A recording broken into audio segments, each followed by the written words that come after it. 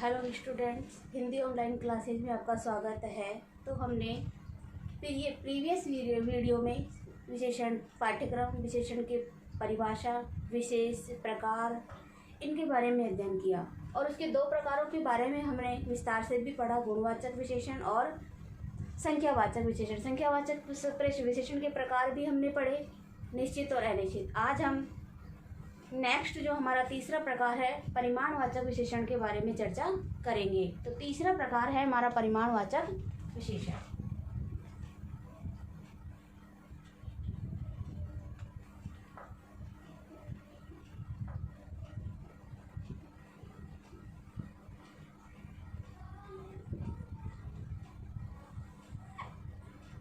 परिमाणवाचक विशेषण, परिमाण शब्द से ही पता चलता है कि किसी वस्तु की मात्रा, परिमाण शब्द का अर्थ होता है मात्रा।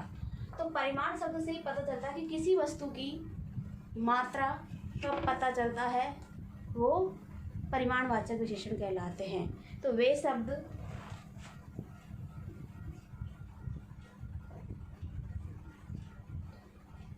जो किसी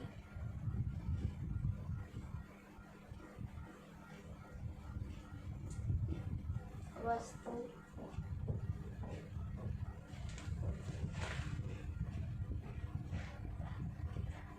धातु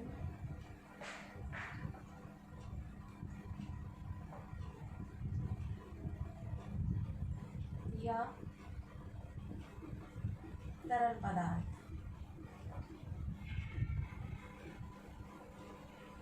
की मात्रा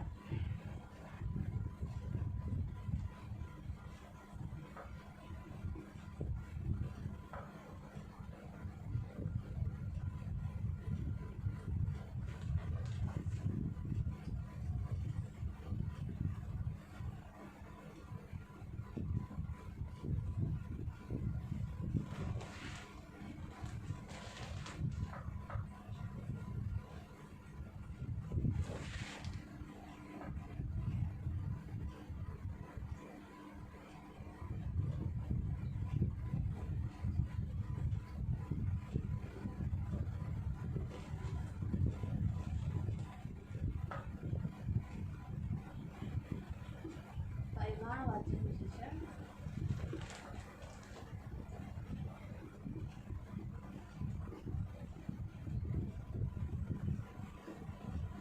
कहलाते हैं। परिमाणवाचक विशेषण भी संख्यावाचक विशेषण की तरह दो प्रकार के होते हैं।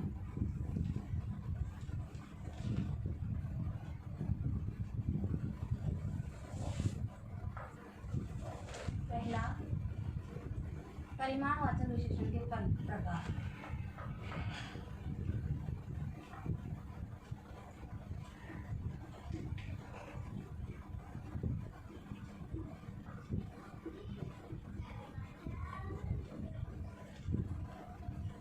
परिमाणवाचक विशेषण भी दो प्रकार के होते हैं। पहला,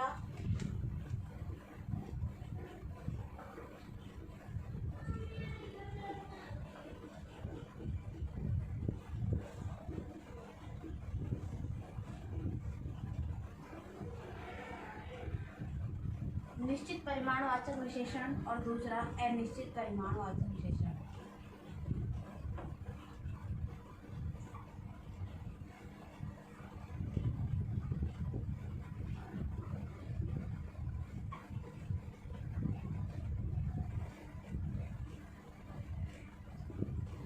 निश्चित परिमाणवाचक विशेषण और अनिश्चित परिमाणवाचक विशेषण। निश्चित परिमाणवाचक विशेषण में निश्चित मात्रा का पता चलता है और अनिश्चित परिमाणवाचक विशेषण में मात्रा का निश्चित पता नहीं चलता है। जैसे पहला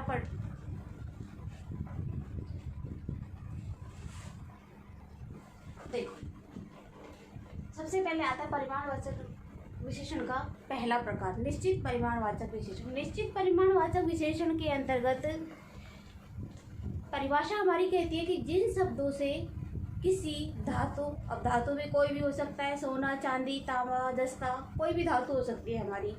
वस्तु में कोई भी हो सकती है जो जिसकी मात्रा पता चले, जैसे फल फ्रूट है, केले ले लो, आम ले लो, कुछ भी ले लो उसमें।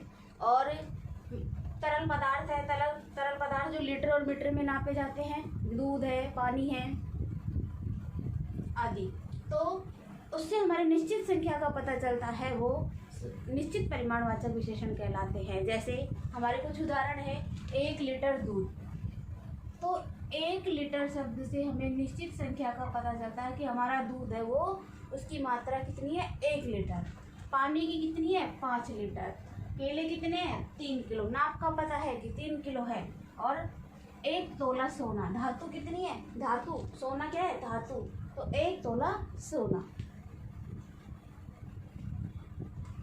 जैसे पहला उदाहरण है कि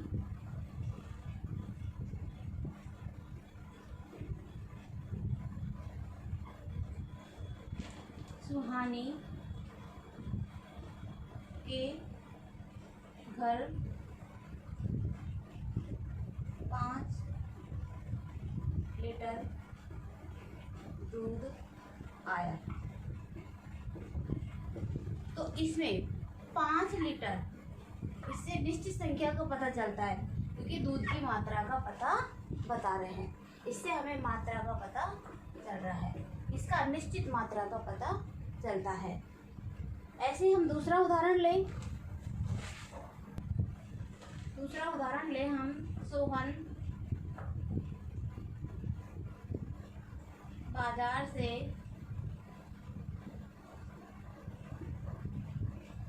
3 मीटर कपड़ा लाया।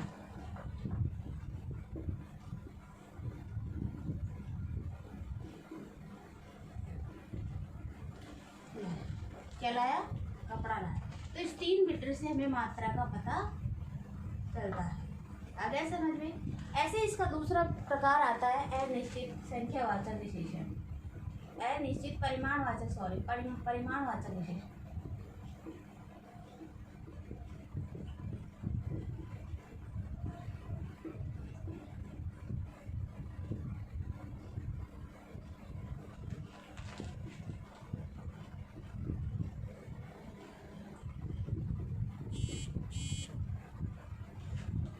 जिन शब्दों से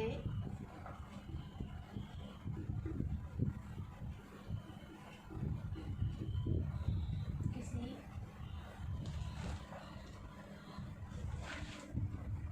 वस्तु,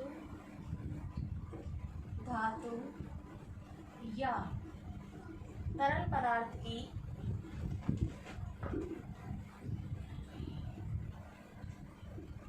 निश्चित संख्या का, निश्चित मात्रा का पता नहीं चलता है, अनिश्चित परिमाणवाचक विशेषण कहलाते हैं।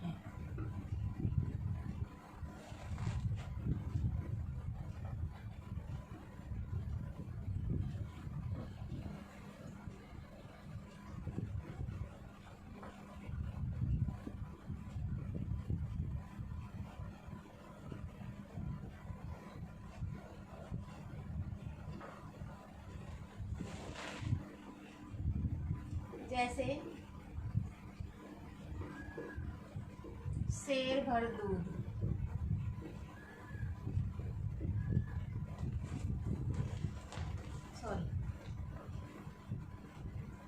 कुछ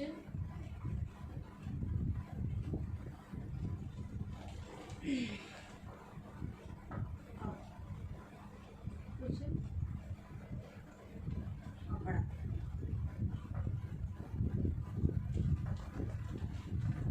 थोड़ा पानी,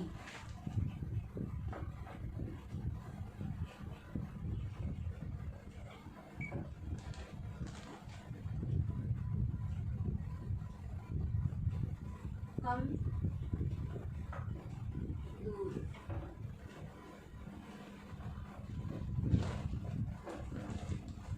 ज़्यादा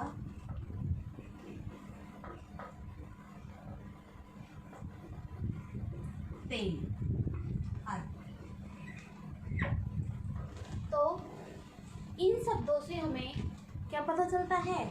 कुछ शब्द निश्चित पता नहीं है, कपड़ा है 2 मीटर है, 3 मीटर है, 4 मीटर है, कुछ पता नहीं है हमें, लेकिन कपड़ा है, कुछ पता नहीं, निश्चित मात्रा का, तौल का, नाप का कुछ भी पता नहीं है हमें। तो क्या हो गया? ये शब्द हमें अनिश्चित परिमाणवाचक का बोध कराता है। ऐसे थोड़ा पानी, कितना पानी है, 1 बाल्टी है, 2 बाल्टी है, 1 लीटर है, 2 लीटर है, 3 लीटर है, 4, कुछ पता नहीं है हमें। थोड़ा है वो कितना भी हो सकता है, इसलिए थोड़ा शब्द से भी हमें अनिश्चित परिमाणवाचक का बोध होता है। कम शब्द से भी हमें पता चलता है। दूध है, कम है, कितना है, 1 लीटर है, आधा लीटर है, 250 ग्राम है, कोई पता नहीं है। तो दूध और ज़्यादा तेल, ज़्यादा है, 2 किलो है, 4 किलो है, 5 किलो है, कोई पता नहीं है। तो इससे हमें अनिश्चित, इन शब्दों से हमें अनिश्चित परिमाणवाचक विशेषण का बोध होता है। जैसे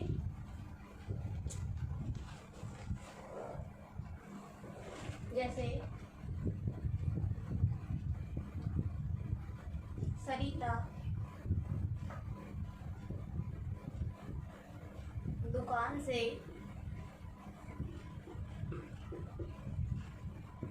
कुछ दूध लाई। क्या लाई? दूध लाई।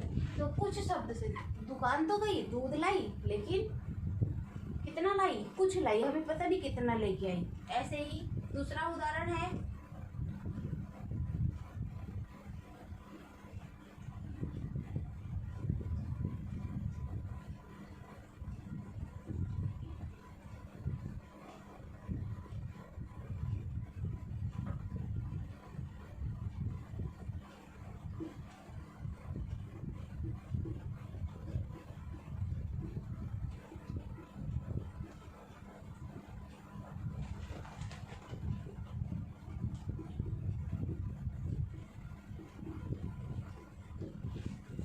मोहिनी नल से थोड़ा पानी भरकर लाई।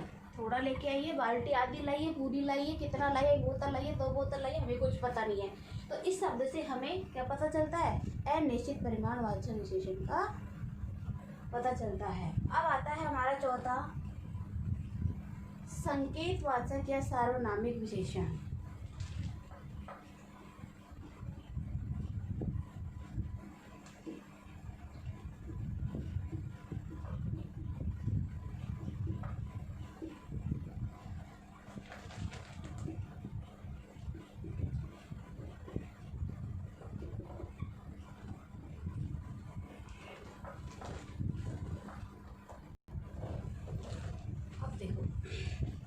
चौथा आता है हमारा संकेतवाचक या सार्वनामिक विशेषण। वे सर्वनाम शब्द जो संज्ञा से पहले आकर विशेषण की तरह संज्ञा की विशेषता बताते हैं, वो संकेतवाचक या सार्वनामिक विशेषण कहलाते हैं। वे सर्वनाम शब्द जो संज्ञा से पहले आकर विशेषण की तरह संज्ञा की विशेषता बताते हैं, वो संकेतवाचक विशेषण कहलाते हैं। जैसे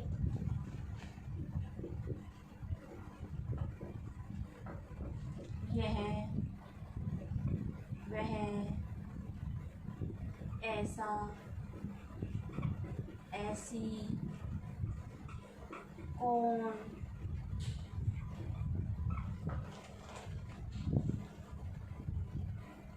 यहाँ आदि।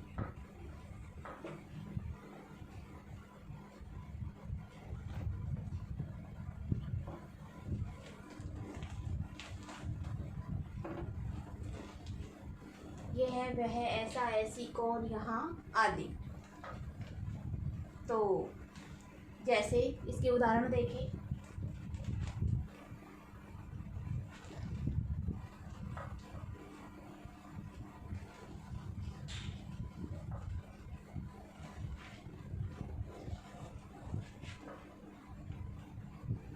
पहला है, यह पुस्तक मोटी है।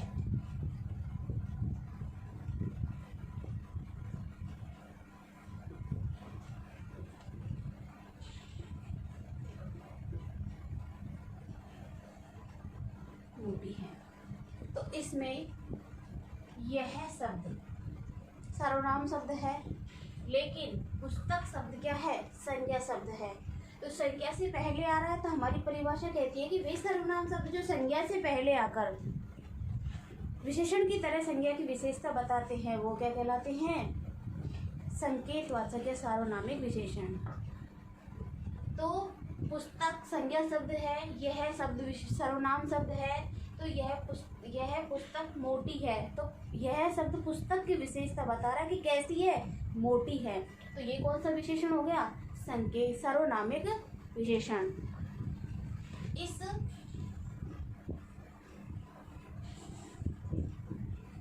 पुस्तक को मत फेंको। तो इस शब्द ये भी इसी तरह पुस्तक की ओर संकेत कर रहा है। इस शब्द किसकी ओर कर रहा है? पुस्तक की ओर। किसको? मत फेंको। किसको? पुस्तक को। तो ये संकेत हो गया। तो सर्वनामिक और संकेतवाचक विशेषण समझ में आ गया। अब आते हैं हमारे विशेषण के अन्य प्रकार। अन्य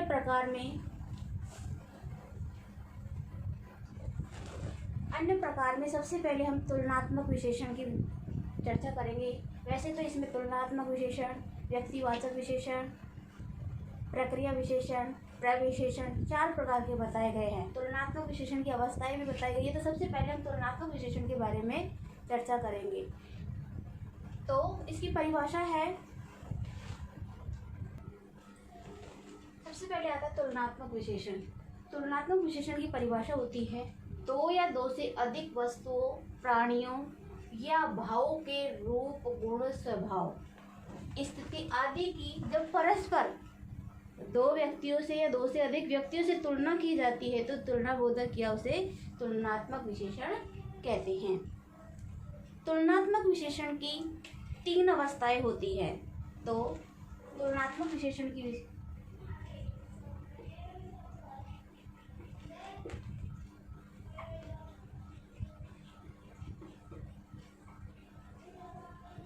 विशेषण की 3 अवस्थाएं होती है।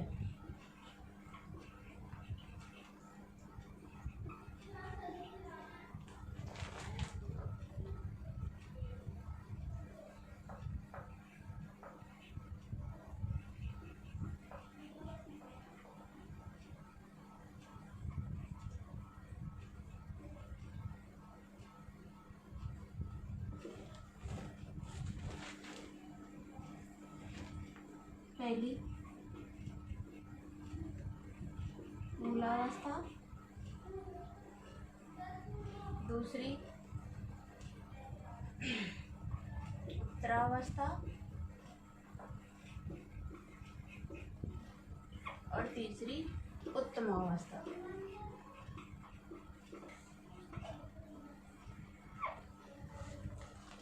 तो तुलना के आधार पर 3 अवस्थाएं होती है, मूलावस्था, उत्तरावस्था, उत्तमावस्था। मूलावस्था में सुंदर,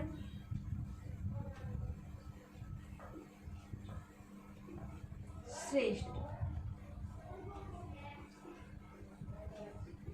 साधारण शब्दों को शामिल किया जाता है एक ही व्यक्ति को। उत्तरावस्था में 2 की तुलना की जाती है, जैसे सुंदरतर और श्रेष्ठतर। उत्तरावस्था में 2 व्यक्तियों की तुलना की जाती है और उत्तमावस्था में 2 से अधिक व्यक्तियों की तुलना की जाती है। वो कितने भी हो सकते हैं। तो उसमें आती है, क्या जुड़ता है? तम। इसमें साधारण होता है, इसमें तर जुड़ जाता है और इसमें तम जुड़ जाता है। तो सुंदर तम,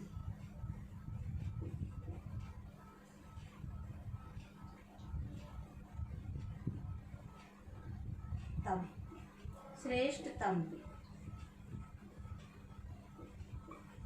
ऐसे ही हम इसके कुछ उदाहरण देखेंगे। तो देखो, रोहन पढ़ने में अच्छा है।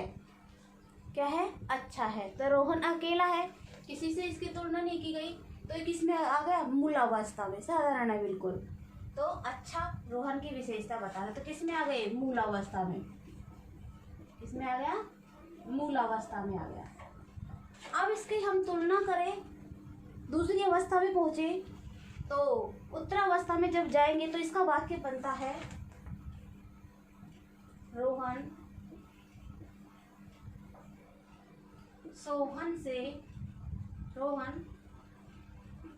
पढ़ने में सोहन से अच्छा है।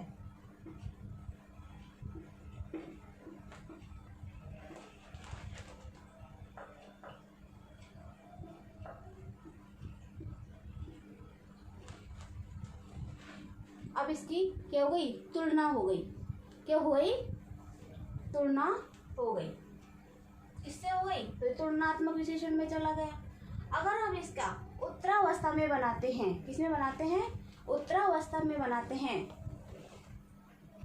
तो ये इनकी तुलना हो गई। किससे हो गई? सोहन से अच्छा हो गया। दो व्यक्तियों की तुलना हो गई, तो किसमें चला गया? ये उत्तरावस्था में चला गया। अगर इसकी हम उत्तरावस्था बनाते हैं तो क्या हो गया? क्योंकि साधारण मूलावस्था में चलता है, दो व्यक्तियों की तुलना होती है तो उत्तरा में चला जाता है, और जब सबसे तुलना होती है तो उत्तमा में चला जाता है, जो सबसे उत्तम हो जाता है। तो रोहन कक्षा में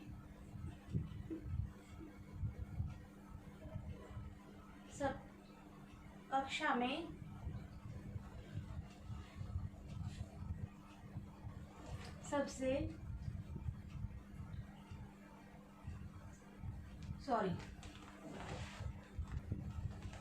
रोहन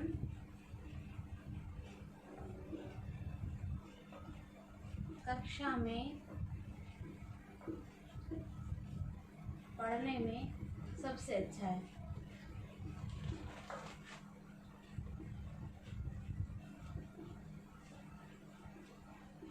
तो पूरी कक्षा में इसकी तुलना हो गई तो सब में श्रेष्ठ हो गया। ये क्या हो गया? सब में श्रेष्ठ हो गया। तो ये थी हमारे तुलनात्मक विशेषण की अवस्थाएं। दूसरा प्रकार आता है हमारा व्यक्तिवाचक। तो ये उत्तरावस्था, ये उत्तमावस्था।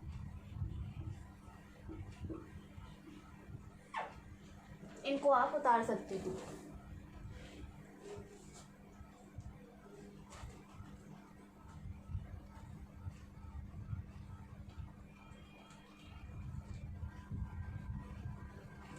दूसरा आता है इसका व्यक्तिवाचक।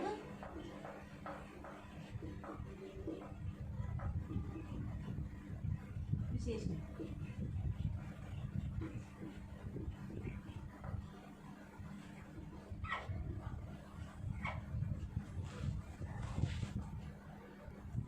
दूसरा प्रकार आता है हमारा व्यक्तिवाचक विशेषण। इसकी परिभाषा कहती है कि वे विशेषण शब्द जो व्यक्तिवाचक संज्ञाओं से बनकर, वे विशेषण जो व्यक्तिवाचक संज्ञाओं से बनकर अन्य संज्ञा सर्वनाम की विशेषता बताते हैं, वो व्यक्तिवाचक विशेषण कहलाते हैं। जैसे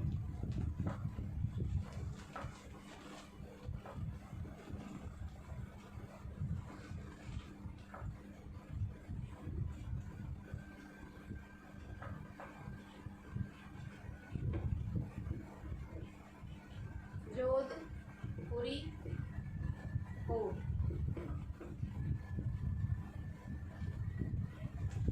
बीकानेरी मिठाई,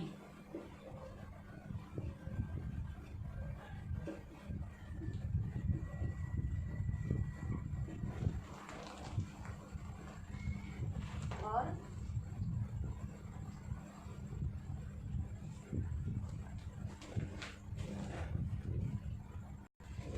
बनारसी साड़ी।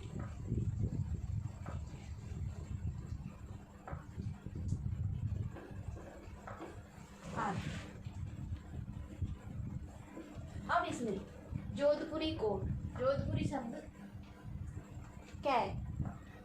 संज्ञा शब्द है, और ये जोधपुरी से व्यक्तिवाचक बन गया। क्या बन गया?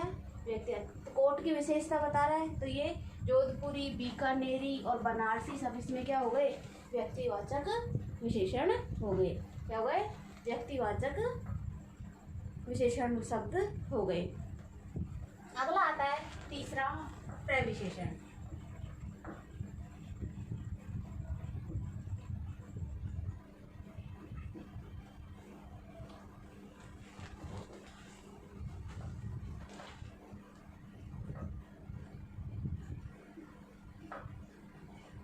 प्रविशेषण में विशेषण की विशेषता बताने वाले शब्द प्रविशेषण कहलाते हैं।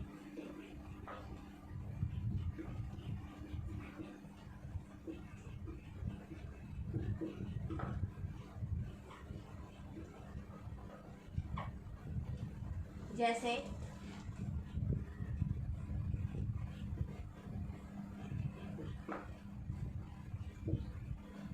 कोमल, बहुत,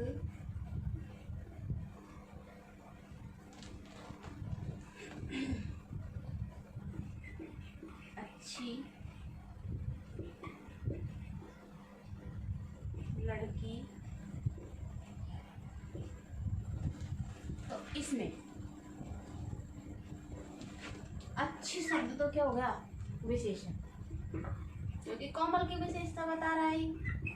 क्या बता रहा है? कोमल की विशेषता बता रहा है, इसलिए अच्छी शब्द तो इसमें विशेषण हो गया। लेकिन अच्छी है, लेकिन बहुत अच्छी है, इसलिए अच्छी की भी विशेषता बता रहा है, वो क्या हो गया? प्रविशेषण।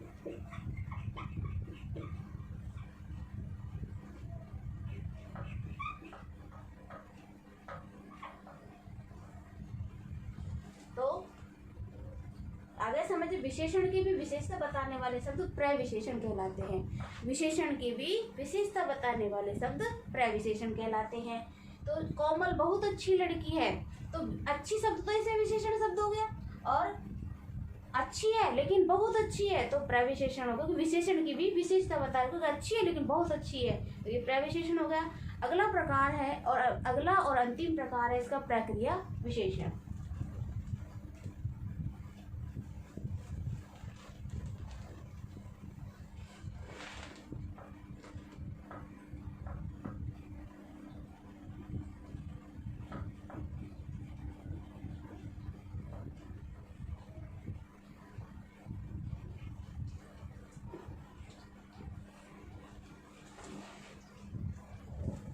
देखो, प्रक्रिया विशेषण वे शब्द जो क्रिया विशेषण की भी विशेषता बताते हैं, प्रक्रिया विशेषण कहलाते। अभी पढ़ा था हमने प्रविशेषण। प्रविशेषण में था कि जो विशेषण है वो विशेषण की भी विशेषता बताने वाले शब्द प्रविशेषण कहलाते हैं। और प्रक्रिया विशेषण में है वे शब्द जो क्रिया विशेषण की भी विशेषता बताते हैं, वो क्या कहलाते हैं? प्रक्रिया विशेषण। जैसे घोड़ा,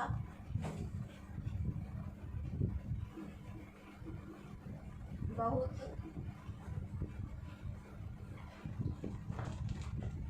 धीरे,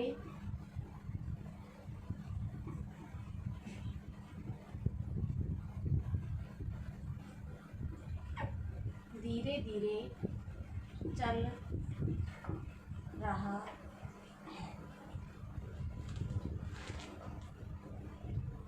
घोड़ा बहुत धीरे धीरे चल रहा है।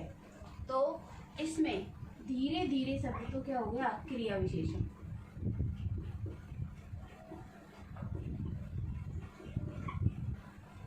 क्रिया विशेषण भी कौन सा हो गया? क्रिया विशेषण 4 प्रकार के होते हैं, रीतिवाचक, स्थानवाचक, कालवाचक और परिमाणवाचक। तो ये रीतिवाचक क्रिया विशेषण के अंतर्गत जाता है। धीरे धीरे मतलब तरीका बता रहा है, कैसे जा रहा है? धीरे धीरे जा रहा है। और ये क्या हो गया? बहुत शब्द इसमें कैसी क्रिया कर रहा है? धीरे धीरे। कैसे जा रहा है? बहुत धीरे धीरे। तो क्रिया के बारे में ये क्रिया हो गई, इसमें चल रहा है, ये इसमें क्रिया हो गई, ये इसमें क्रिया विशेषण हो गया। तो ये क्रिया विशेषण की विशेषता बता रहा है, कैसे जा रहा है? धीरे धीरे जा रहा है। कैसे जा रहा है? बहुत धीरे धीरे जा रहा है। धीरे धीरे शब्द क्रिया विशेषण हो गया, चल रहा है शब्द क्रिया हो गया, और बहुत शब्द इसमें प्रक्रिया होगा कि कैसी क्रिया कर रहा है, बहुत धीरे धीरे जा रहा है। तो ये था इसका प्रक्रिया विशेषण। विशेषण का टॉपिक हमारे आज समाप्त होता है। अगले वीडियो में हम क्रिया के बारे में चर्चा करेंगे, नए टॉपिक के साथ मिलेंगे। धन्यवाद।